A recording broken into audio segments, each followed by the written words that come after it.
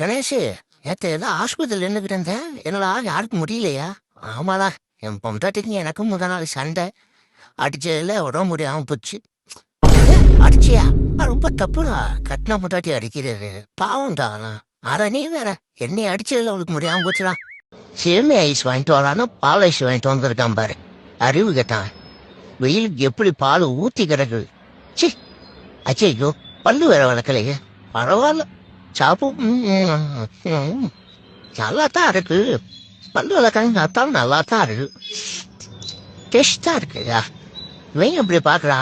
ஒரு வாய் கேட்பானோ? எச்சு வச்சுட்டேன்னு சொல்லிடுவோம். ஏய், எச்சு வச்சுட்டப்பா, அதெல்லாம் தரமாட்டேன். ஏய், என்கிட்ட போப்பா. உன்னை பார்க்க வச்சுட்டேன்னா எனக்கு வைத்த வலிக்கேன். அதான் பண்ணு பயல. கொஞ்ச நேரத்துல உசுறு பயத்தை காட்டிட்டியடா. நல்ல வேலை ஹார்ட் அட்டாக் வராம இருந்து. வாவ், இது என்ன கோழி முட்டையா வாத்து முட்டையா? என்ன ஒரு மாதிரி வீசுது?